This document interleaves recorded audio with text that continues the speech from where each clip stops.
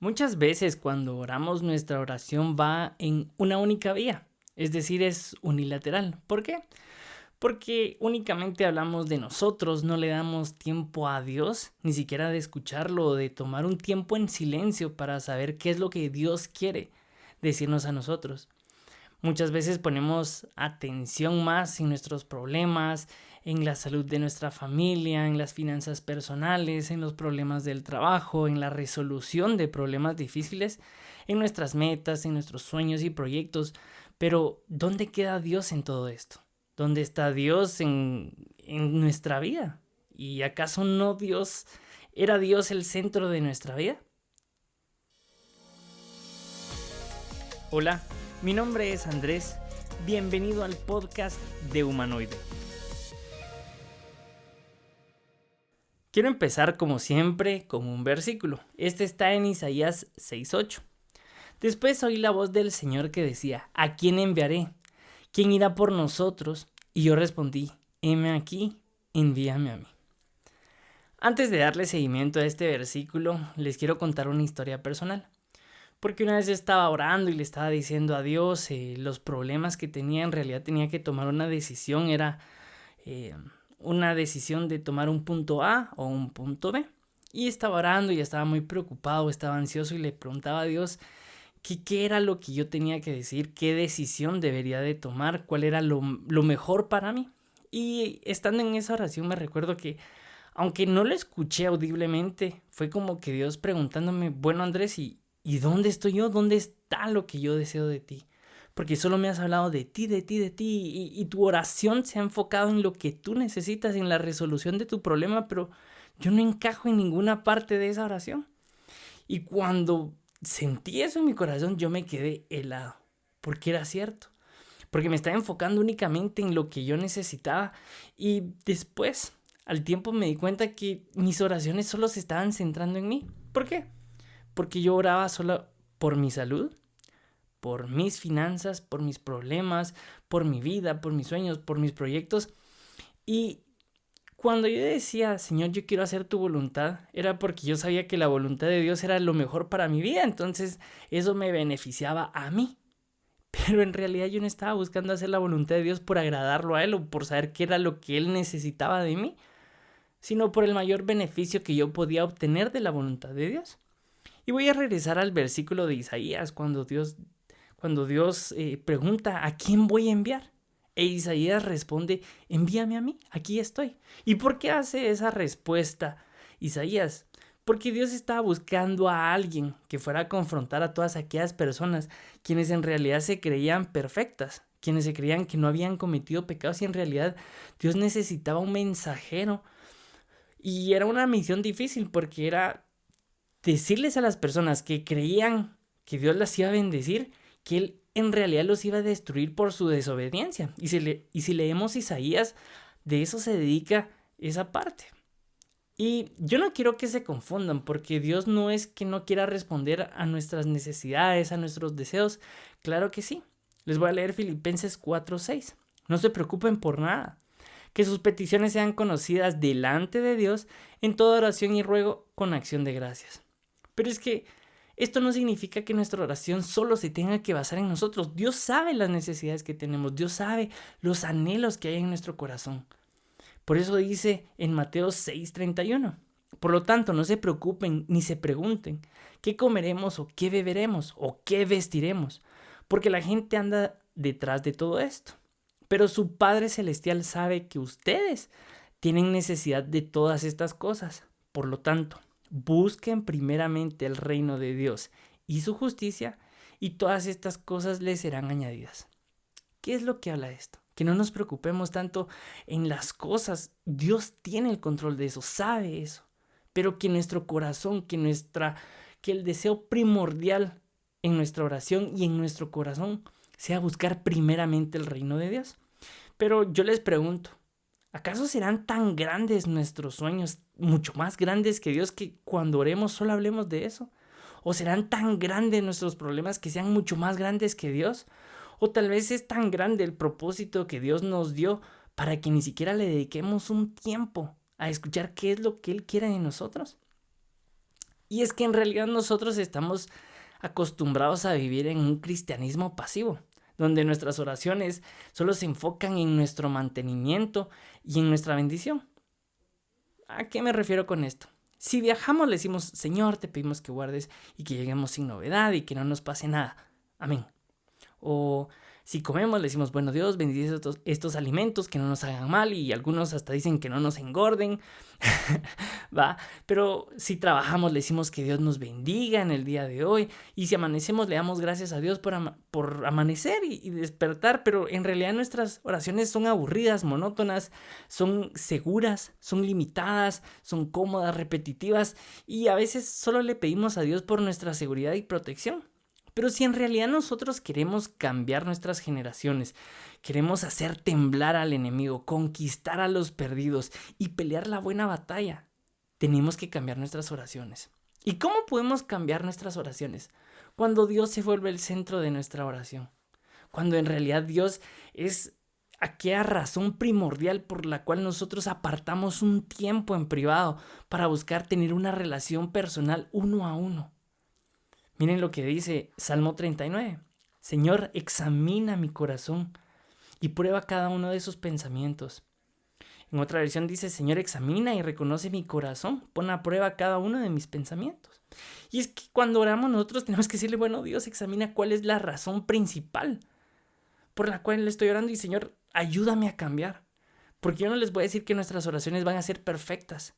Pero muchas veces la intención con la que nosotros oramos o creemos que son buenas, pero la intención es totalmente distinta. Y si nosotros le decimos, Señor, examíname cuando yo oro, cuál es la razón por la cual yo lo estoy haciendo y ayúdame a cambiarlo, que el centro de mi oración seas tú, que el centro de mi oración sea honrarte a ti. Eso va a cambiar mucho nuestra oración. Punto número 2. Primero, que Dios sea el centro de nuestra vida y de nuestra oración. Punto número 2, salir de nuestra zona de confort. Cuando aprendemos a orar, muchas veces nos vamos a incomodar. Vamos a tener que salir de esa comodidad que muchas veces estamos arraigados y que no queremos salir, de esa zona de confort que nos da seguridad y confianza. Pero miren Mateo 5:4. Por eso les digo, amen a sus enemigos, bendigan a los que maldicen, hagan el bien a los que los odian y oren por quienes los persiguen. Si nosotros le hacemos caso a la Biblia, muchas veces Dios nos va a llamar a hacer las cosas que no nos gusta hacer, cosas que ni nosotros deseamos hacer, pero en realidad es lo correcto. Y cuando empezamos a orar y leemos su palabra y decimos, wow, en realidad la voluntad de Dios es totalmente contraria muchas veces a mis deseos. Cuando nosotros empezamos a hacer esos cambios en nuestra vida, de verdad va a empezar a cambiar. Porque nosotros en realidad solo vamos a cambiar cuando le dejamos espacio a Dios para que Él entre a nuestra vida, porque muchas veces nosotros queremos llenar ese espacio de nuestro corazón y no le damos una cabida a Él. Pero si salimos de esa comodidad y seguridad, Dios va a empezar a hacer algo increíble en nuestra vida. Y por último, ya hablamos de que Dios sea el centro de nuestra oración, de salir de nuestra zona de confort, pero por último, estar dispuesto a seguirlo. Y es que esto en realidad es algo bien difícil porque hay que pagar un precio. Miren Mateo 10:21. Jesús lo miró y con mucho amor le dijo, una cosa te falta, anda, vende todo lo que tienes, dáselo a los pobres, así tendrás un tesoro en el cielo. Después de esto, ven y sígueme. Y es que para seguir a Jesús muchas veces tenemos que dejar todo lo que tenemos. Con esto no me refiero que tenemos que, después de escuchar este episodio, vender nuestra casa, nuestro carro y todo, no. Es mucho más complicado que eso porque significa quitar de nuestro corazón todos aquellos ídolos que hemos creado y todos aquellos ídolos que han estado dentro de nuestro corazón que significan confianza y que le hemos quitado la fe a Dios y ponemos nuestra confianza tal vez en nuestros ahorros, en nuestra familia, en nuestro trabajo, en nuestro puesto, en nuestro estatus social y deja de ser Dios. A esto se refería Jesús cuando le dijo, vende todo lo que tienes, quita todos esos ídolos que has creado a lo largo del tiempo. Entonces, si en realidad queremos cambiar nuestras oraciones y que nuestras oraciones de verdad sean oraciones que transformen generaciones, que dejen legados, que hagan temblar al enemigo, tenemos que hacer este tipo de oraciones. Y voy a terminar con Ezequiel 22:30, que dice: busqué entre ellos un hombre que levantara un vallado y que se pusiera la brecha delante de mí a favor de la tierra, para que yo no la destruyera, pero no lo hallé.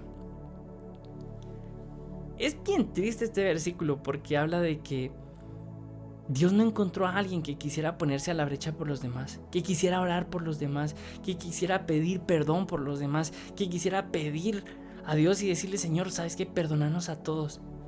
Y esta era también la tarea de Isaías: encontrar a alguien que estuviera dispuesto a ponerse a la brecha. Jesús lo hizo por nosotros. Él es el mayor ejemplo porque nosotros estábamos muertos a causa del pecado.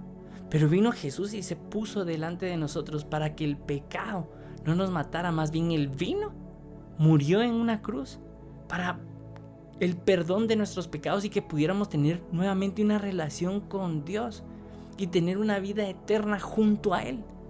Y es bien interesante porque Jesús se despojó de su divinidad y entregó todo, entregó su comodidad, sus deseos, sus anhelos. ¿Y por qué les digo esto? Tal vez la voluntad de Dios era complicada y tal vez Jesús, yo no sé, tal vez no quería hacerla. Pero entonces les dijo: quédense aquí y velen conmigo. Mateo 26:38. Porque siento en el alma una tristeza de muerte. Unos pasos más adelante se inclinó sobre su rostro y comenzó a orar. Y decía: Padre mío, si es posible, haz que pase de mí esta copa, pero que no se haga como yo quiero, sino como tú quieres. Tal vez Jesús no quería ir a la cruz porque sabía que todo el peso de la justicia de nuestros pecados iba a caer sobre Él. Una carga que no le correspondía, una culpa que no era de Él, pecados que Él no había cometido.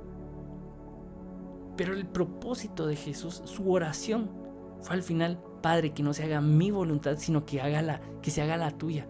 Y es que cuando hacemos ese tipo de oraciones que salen de nuestra comodidad, que Dios es el centro, que nos sacan de esa zona de confort y que estamos dispuestos a hacer su voluntad, esas oraciones traspasan generaciones, transforman personas.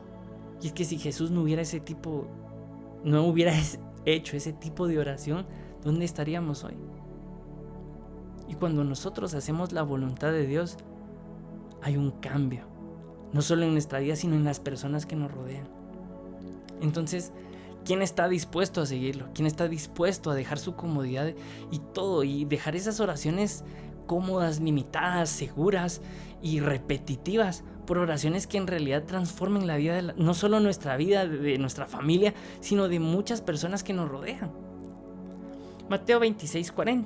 Luego volvió con sus discípulos y los encontró durmiendo, y le dijo a Pedro: así que no han podido mantenerse despiertos conmigo ni una hora. Manténganse despiertos y oren, para que no caigan en tentación. A decir verdad, el espíritu está dispuesto, pero la carne es débil. Muchas veces nosotros nos encontramos dormidos, tal vez no físicamente, pero sí espiritualmente. Y es ahí donde el enemigo nos ataca, porque nuestras oraciones se vuelven comunes, se vuelven repetitivas, y en realidad estamos en un cristianismo pasivo. Pero cuando decidimos seguir a Jesús, salir de nuestra comodidad, y cuando Dios es el centro de nuestra vida, va a haber cambios. Y por eso hoy te quiero invitar en este episodio para cambiar tus oraciones, para que nuestra oración se enfoque en Dios. Y si estás ahí, puedes cerrar tus ojos, acompáñame a orar. Padre, te damos gracias porque tú eres un Dios bueno, porque tienes misericordia de nosotros, y si hoy estamos escuchando este episodio es porque tú quieres transformar nuestro corazón. Señor, te queremos pedir que nuestras oraciones te honren, que tú seas el centro de nuestra oración, porque tú ya conoces nuestros deseos y nuestras necesidades. Yo sé, Señor, que tú deseas también escucharlas, pero te pedimos, Señor, que nuestra oración no se centre en nosotros, que nuestras oraciones que nos hagan salir de nuestra zona de confort, que sea tu Espíritu Santo quien nos guíe, Señor, a pedir por lo que en realidad tenemos que pedir. Y, Señor, te queremos pedir también para que se haga tu voluntad sobre nuestros deseos, y ayúdanos a tomar esas decisiones que tal vez nos están costando tomar. Esas decisiones, Señor, que sabemos que tenemos que tomar, pero las hemos dejado pospuestas. Así que, Señor, yo te doy gracias, te honramos, te bendecimos. En el nombre de Jesús. Amén.